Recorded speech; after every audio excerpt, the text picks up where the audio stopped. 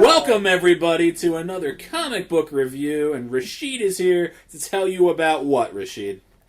Clean Room, issue number 6. All right. This is a book that me and Tim enjoyed. Came out around Halloween. Really occultist. So far, if you don't know the backstory, it's about a cult-like organization, I'll call it, led by Astrid Mueller, who's a very mysterious woman who has this book where you either read this book and you feel like you're completely enlightened and know everything about life, or you read this book and commit suicide. Gail Simone is the writer on this. Jon Davis Hunt on the art. Great art. And I'm sure you already know Gail Simone. So this is actually, I'm glad to jump in after this. I think we reviewed issue number 1, if I'm not mistaken.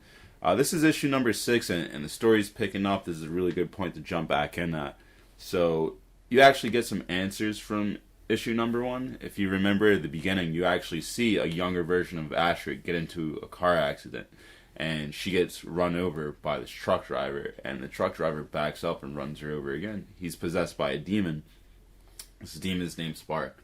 And this demon has been trying to kill Astrid for pretty much her whole life. And you're starting to see that this cult that she's starting is against these demons. So she's not as evil as you think she is in the beginning of it, so much so as an anti-hero. But you join our main character, Chloe, actually, as her next door neighbor gets possessed by Spark. And all you know is that the surgeon's coming. The surgeon is this guy that they've built up throughout the last 2 issues, and they've just showed him, and he's got kind of like the Undertaker hat. They never show his face. He's just walking slowly with his briefcase. And Jon Davis Hunt just does a really good job at making her neighbor look so deranged when he's possessed by Spark. And he's just like, you gotta go. You have to, like, leave. The surgeon's coming. You're not ready for this. This is what killed Philip. Philip was her fiance. So she's like, no, I need to know. There's been so much that's not been right because she's been having these weird visions, very demonic visions. So she wants to know. So Spark actually touches her in the front of the head and like right at the like where her third eye would be, I guess you could say. And it actually gives her the insight to how Philip died. He brings home this flash drive in the book from Astrid Mueller, and it says that, you know, you should only watch this if you feel like you're ready to know the truth. And he puts the flash drive in, and you just see his face just start to contort, and just his whole outlook on life changes in a matter of seconds. And he says, you know, he's right there by himself, and he says, like, Chloe, I'm sorry, I really don't want to know what's out there. And he blows his brains out, and that's kind of, you know, you get to see what happened to Philip, what actually started this whole series, what started Chloe down this rabbit hole of trying to find out what Astrid Mueller and her company is about. So right as she gets this vision, the surgeon comes up to her doorstep. And right here, I actually like what they do because it plays on the paranoia and the fear of this book really well. The surgeon is actually a character that's familiar from when she had her first nervous breakdown in the beginning of the series. And it implants him in these visions. It's like, you know, you really only started having these visions when you lost your meds. And, you know, just let us come back with this. Let us take care of you. Get you on some medicine and you'll be all right.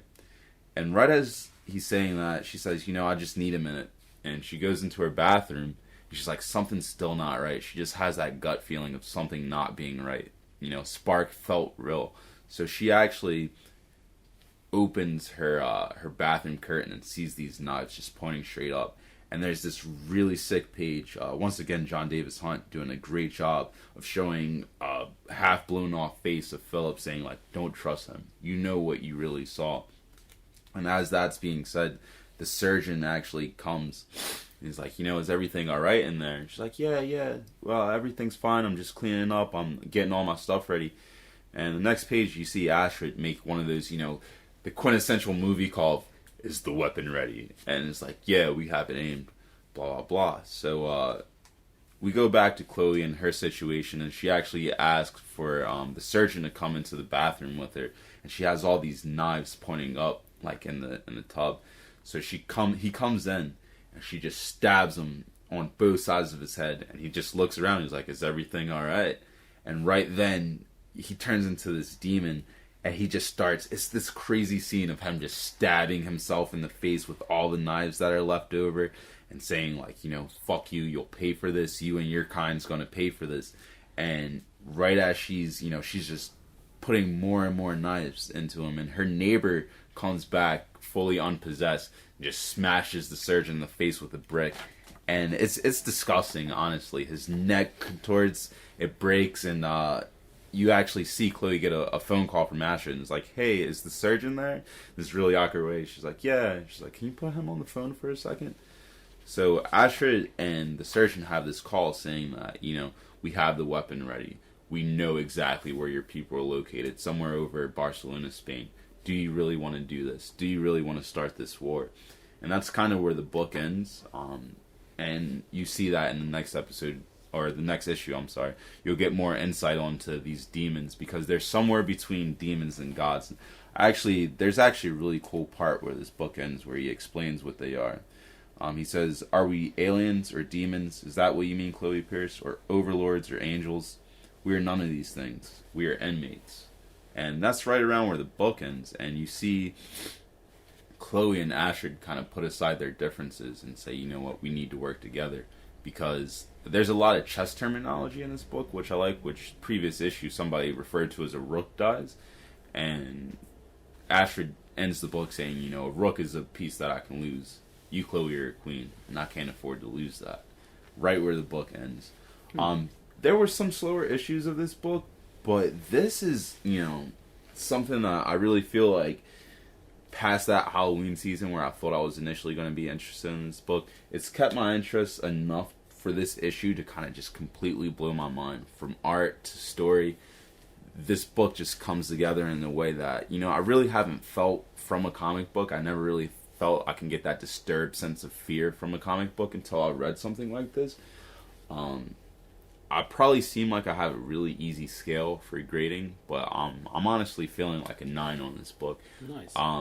I like when I saw the scene with the surgeon getting stabbed and getting beat with a brick. I actually got chills. Like it's a phenomenal book. I think everybody should pick this up. Hopefully it'll be available in trade soon. Definitely check it out.